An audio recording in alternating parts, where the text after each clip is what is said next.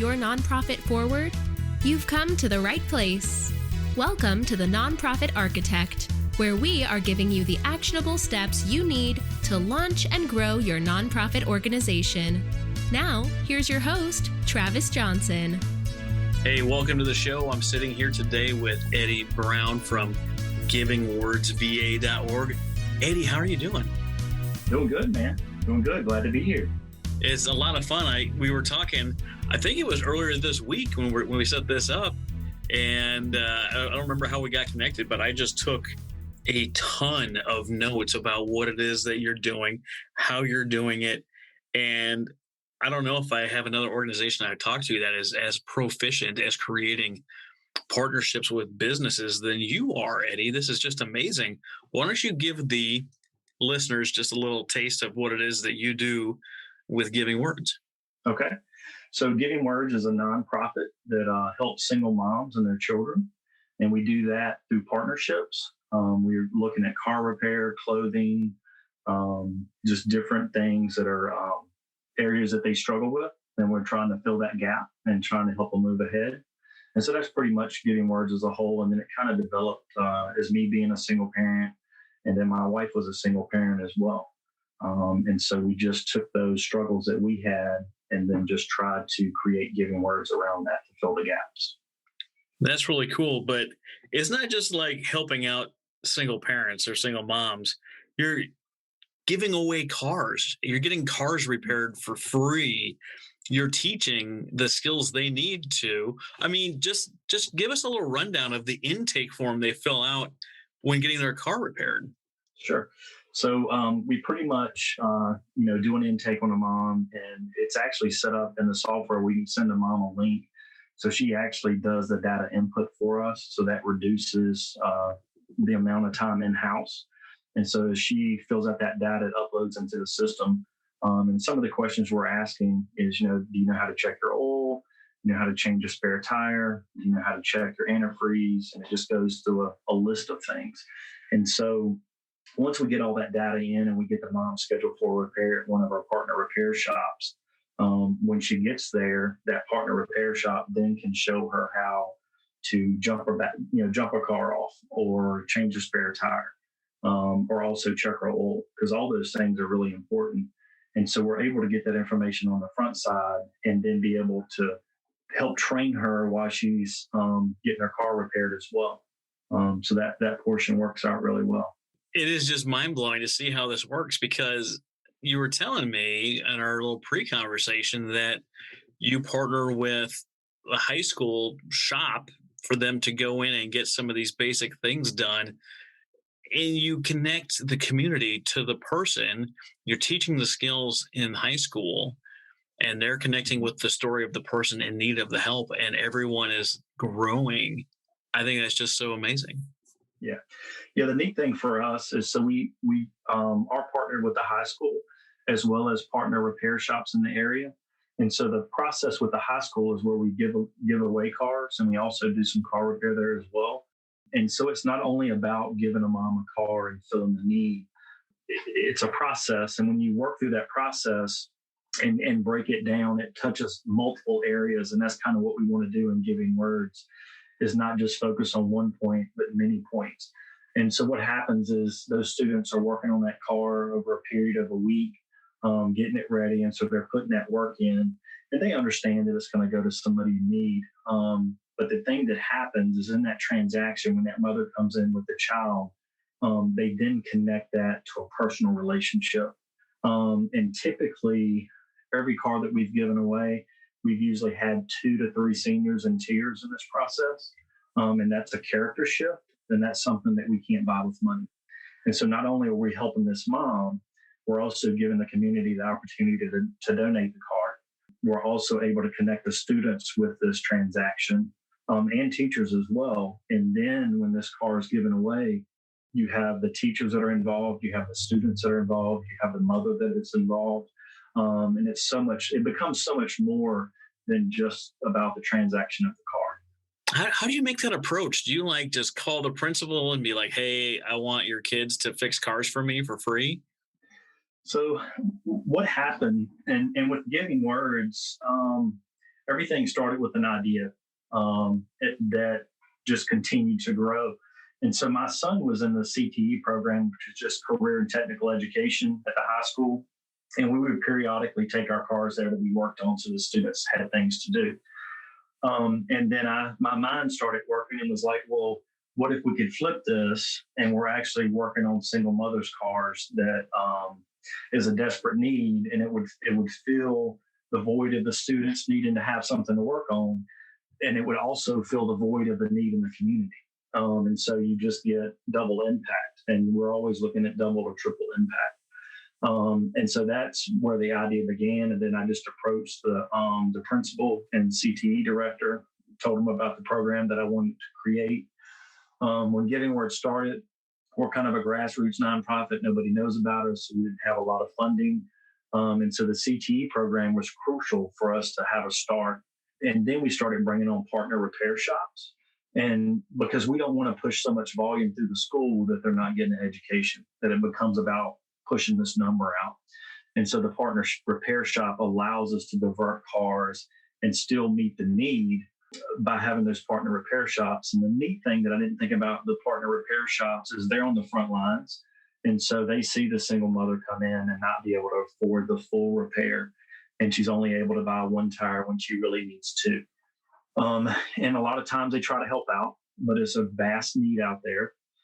So it's difficult to try to meet all those needs.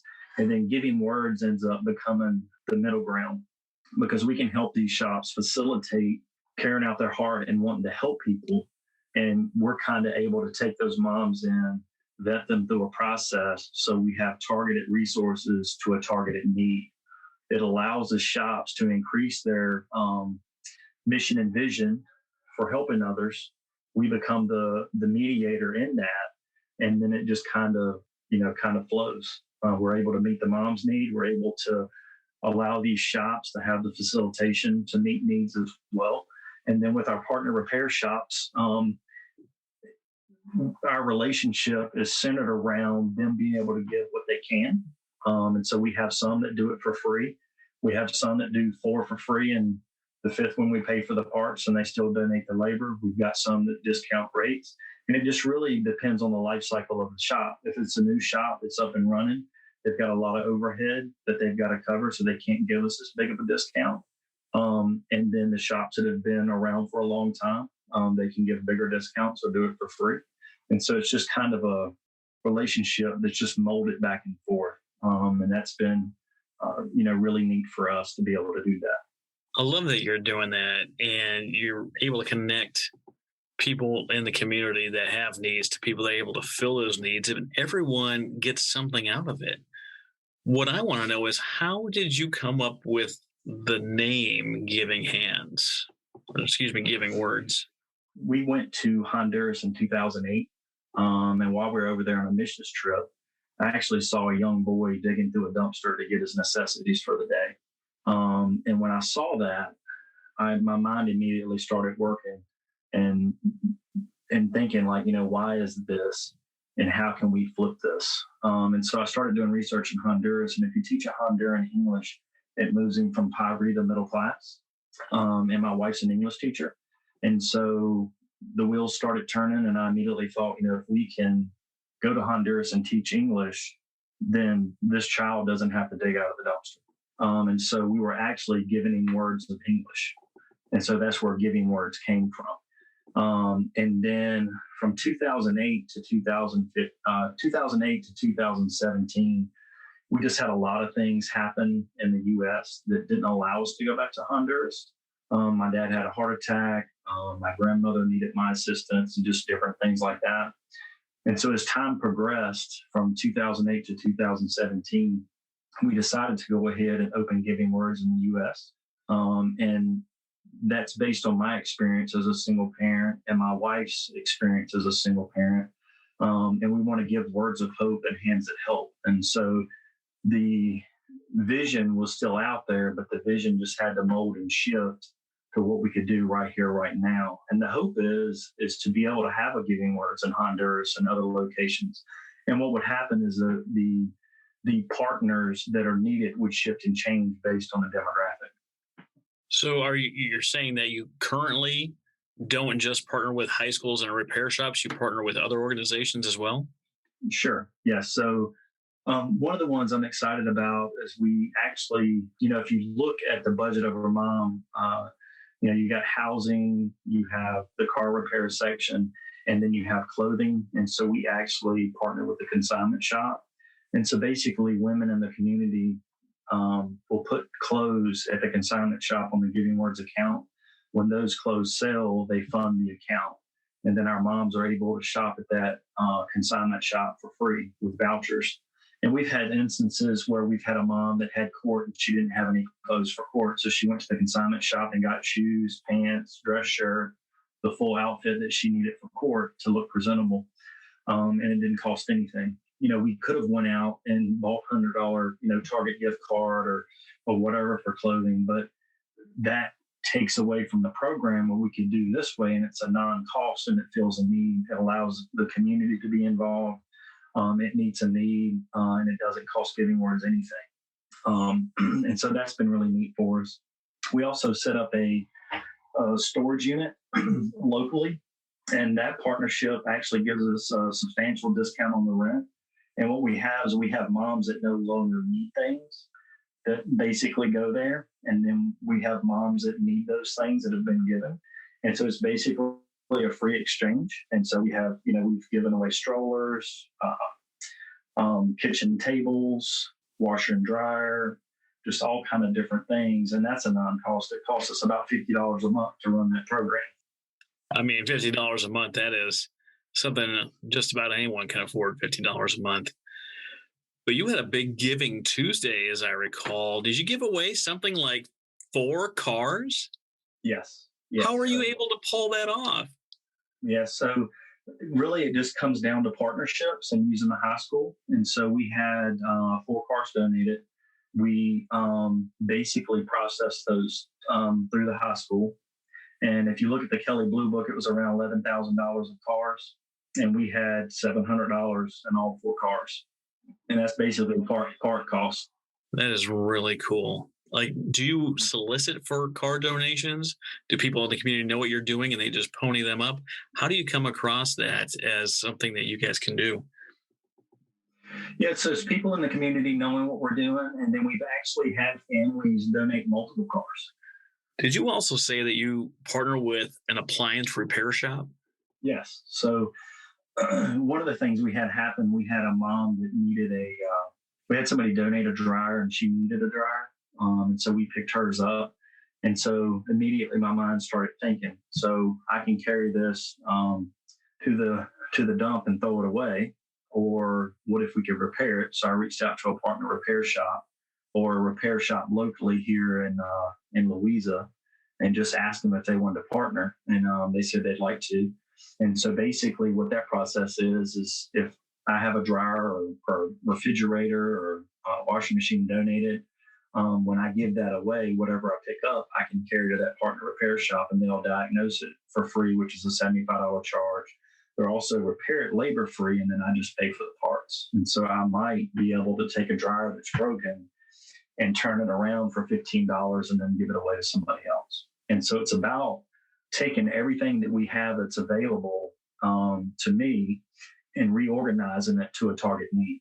So do single moms just show up and they receive services and then you're done with them? Or do we repurpose that partnership and build on what they've been given?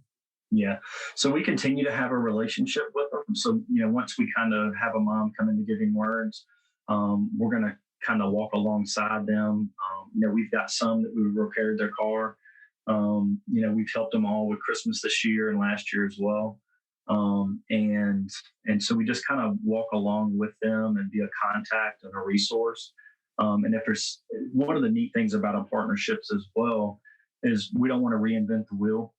If we already have a partner that's doing it, then we're going to let them do that. So food banks, if we have a mom that has a food disparity and we need to flip her budget around, we can hook her up with a food bank and possibly save her $250 a month that can go back into her budget. So we also, in the intake form, we're asking questions like, are you getting WIC? Are you hooked up with the food bank and all these different organizations. And if they're not, then we know who we need to get them in contact with to try to help them, because a lot of them don't know. They're just trying to survive day by day and don't know what resources are available in the area. Is this just a one-man show, or are you running this on your own, or do you have volunteers, paid staff? Do you have teams set up? What does that structure look like? Sure. So when we first started out, it was just Jenny and I doing Giving Words in the very first year. So we're into our third year. We have care team moms that actually work with the moms one-on-one, and we're looking at budgeting, education, just different things like that. And so we're a volunteer based nonprofit right now. Our hope is to grow to the point that we can have paid staff, so we can really focus on that mission and vision all day long. The care team moms we brought on this year, it's been very helpful. And then we're just continuing to grow that base. And these are moms that are, we actually have two care team moms that were single moms that come to the program and wanted to give back. So they're care team moms and actually helping other mothers through the program. And then we got moms that are married that have young kids. And then we also have teachers that are care team moms as well. So it's not just hey, fix my car. It's maybe that's how the relationship begins, but it turns into really a mentoring program where could be single moms that have been helped, or others that want to donate their time to teach them different skills. I myself grew up, with a single parent, or I was in foster care as I was growing up, and I know what it looks like to be on that side of it. And it's not what we call fun in the U.S. We don't call it that fun. And it's always, people ask me like, well, how did you get out of your situation? Like, how did you grow? How did you, move forward? And I was like, well, a lot of it was, forgiveness. It was understanding. It was taking responsibility for the things that I could be responsible for. And then I had organizations like you that were willing to help keep us sheltered, clothed, and fed, so that we can, start taking care of our own business. And there's one other little sliver in there that gets me, is that cheap people, not necessarily broke people or poor people, but cheap people keep themselves broke, or poor people keep themselves broke. I remember always getting into new vehicles all the time because we couldn't afford maintenance, like an oil change. We couldn't afford to do it. So unless someone was helping us out with that, eventually the car would break down and we'd find a way to get another car, because we couldn't put aside the $15 to $20 or more to put together to get just regularly scheduled maintenance done. And to have someone like you that has found a way to partner with so many organizations, the high school, repair shops, appliance repair, storage units, and other moms in the community, to get all this thing going as a volunteer-led organization is just phenomenal. I definitely appreciate what it is that you're doing. So kudos to that. Well, thank you. Thank you. What are you looking to do in the future? Are you looking to keep what you're doing local, or are you looking to expand? We're looking to expand. Right now we're in that build phase of strengthening local, so we can, bring this out regionally and nationally as well. We've got the software in place now to be able to add multiple locations. And so that's a component of looking at regional and national, and continuing to put those building blocks together to be able to just mirror this process and try to blueprint this thing.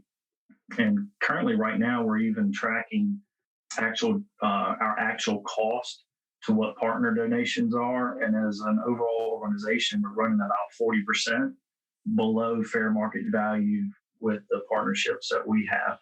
And so what that does is that allows me to help 40% more moms than I would normally be able to help, because we've capitalized on those partnerships. It allows our reach to extend further. And so instead of 100 moms, I'm helping 140. And then if you just multiply that out, that number just continues to get bigger and bigger.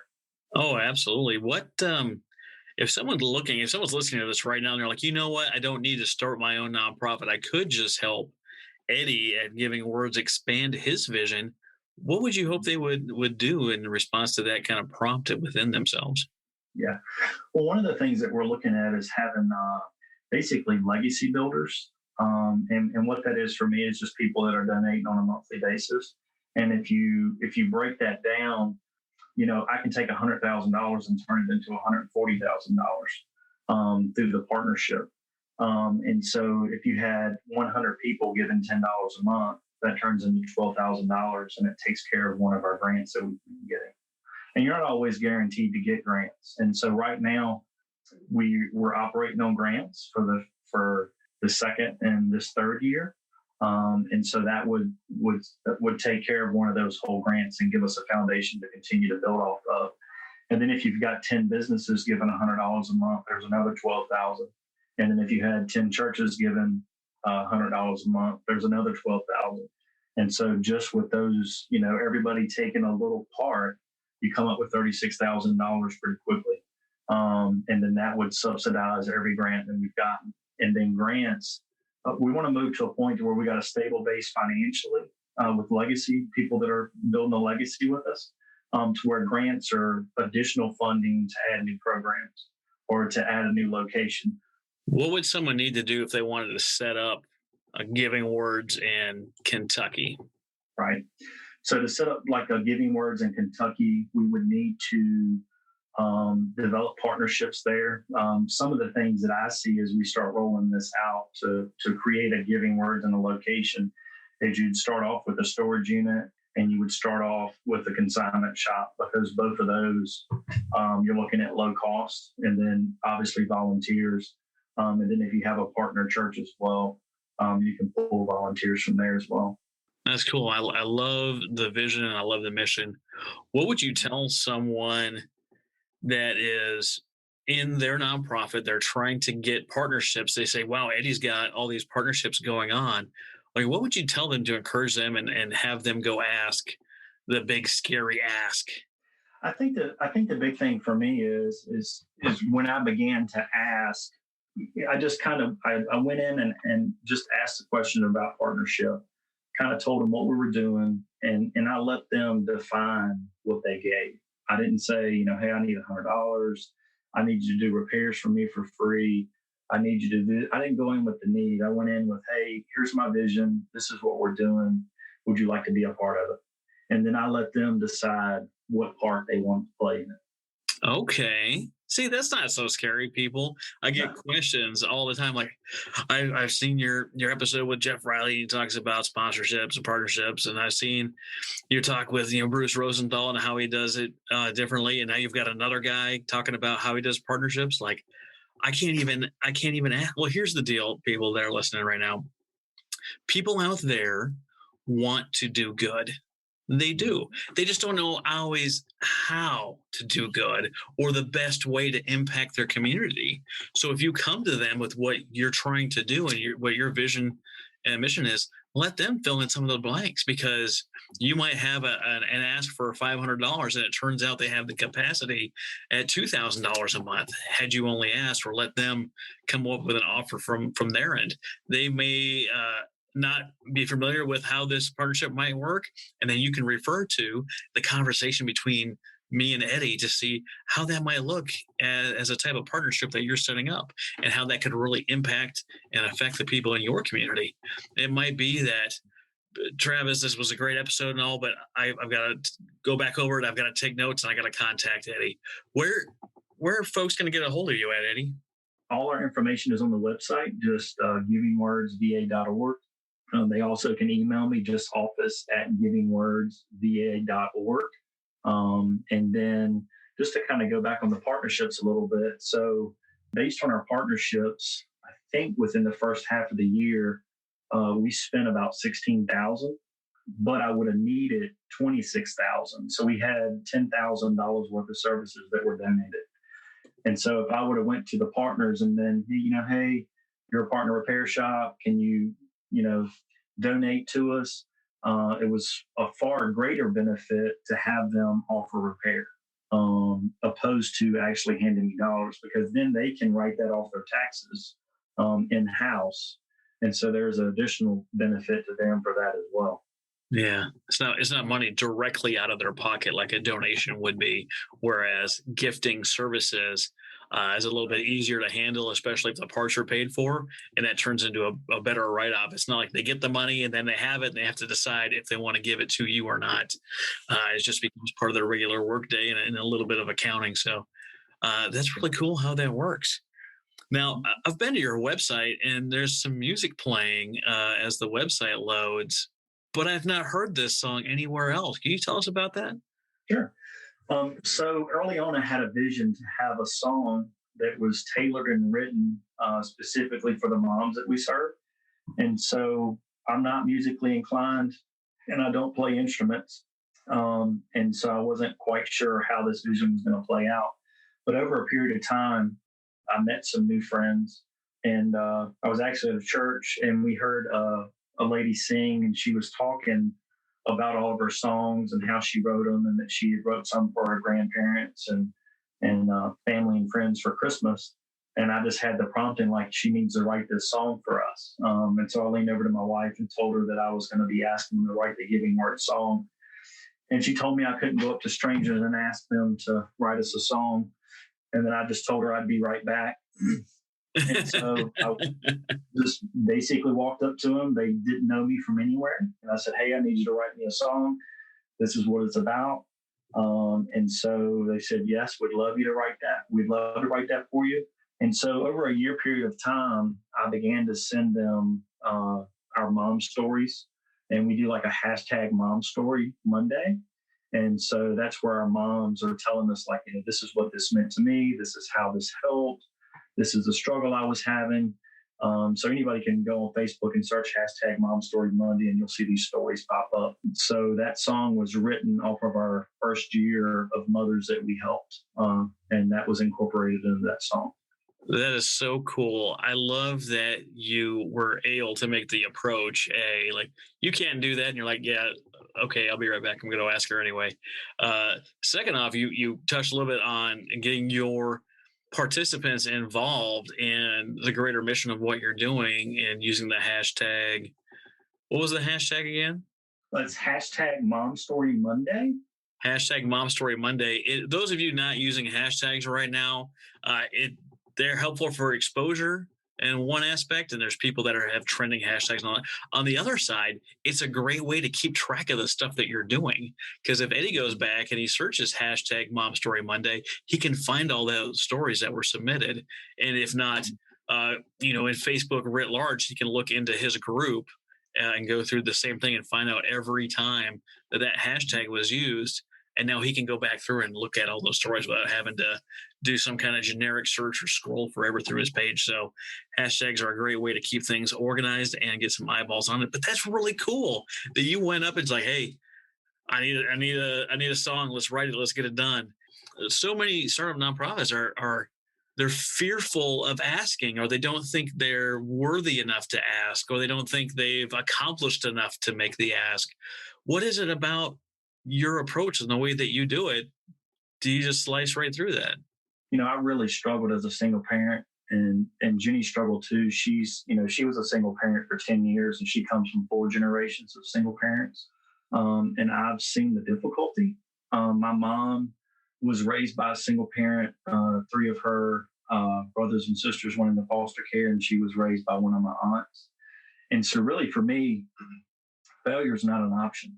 And so when failure becomes not an option, you're willing to do things that you may not normally be willing to do. And for me, for Giving Words, I'm blessed to be a part of Giving Words and some of the knowledge that has went into this over my experience. But my goal for Giving Words and creating this on a local, regional, national level is for it to outlive my life cycle and for me to be able to pass that torch on. And so that's a really big component of me. I'm living in my dash, and I'm not going to be here forever. And so we're building systems and processes where this can carry on way after I'm gone. And if you look at the disparity and the difficulties of a single mom, I'm looking at something that the way it is and trying to move the needle to the way it should be. And the single mom shouldn't have to struggle. That means then their children have to struggle. And so what kind of mechanism can I put into place where this mom and this child can color together or play games together and not be worrying about how they're going to eat or how they're going to get to work. And so that's the component that I see Giving Words playing. And that's why I see Giving Words on a local, regional, national level, because every single community has this disparity. It's 16.5 million single mothers in the U.S. When I began to look at that number, the reason I started building Giving Words the way I did is I looked at the principle right out of the Bible, the 5 to 5,000 principle out of the Bible, and how do I take little and make much? Because I need to do the impossible. And so, Giving Words is faith-based. I've seen God do some pretty amazing things. For instance, the song that we have, being able to give four cars away on Giving Tuesday to 4 mothers in need for $700 is not something that seems possible. You can't even buy a car. And, all these cars had fresh inspection stickers and no repairs required either. It's not like we bought this car and gave it away that may have issues. They had went through a 52-point check at the high school. So that's kind of where it comes to, for me is that failure is not an option. And so that's why I just kind of slice through stuff with that mindset. And so there you have it. We're getting it done, and here we go. And then Eddie's running around talking to strangers about writing him music and partnering with his repair shops and all this. This is fantastic, Eddie. I love what you're doing.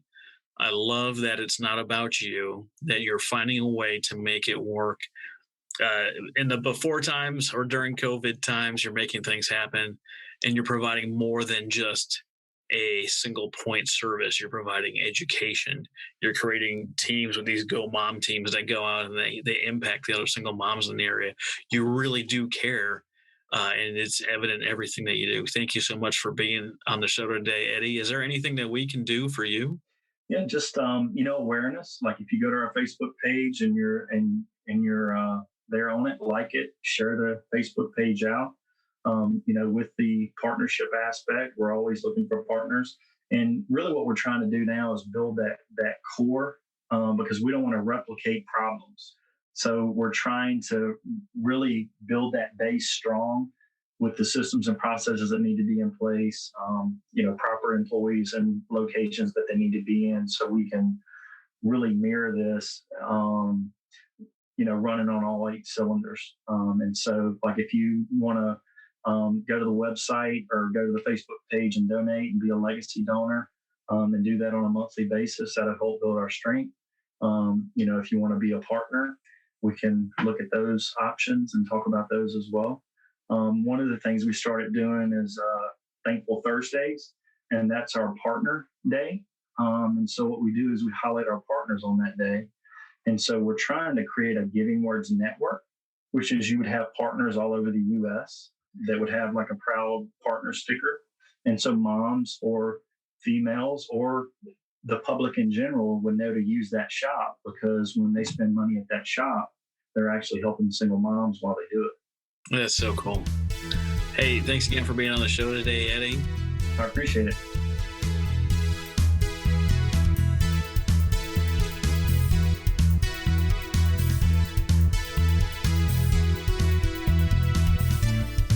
You've been listening to The Nonprofit Architect.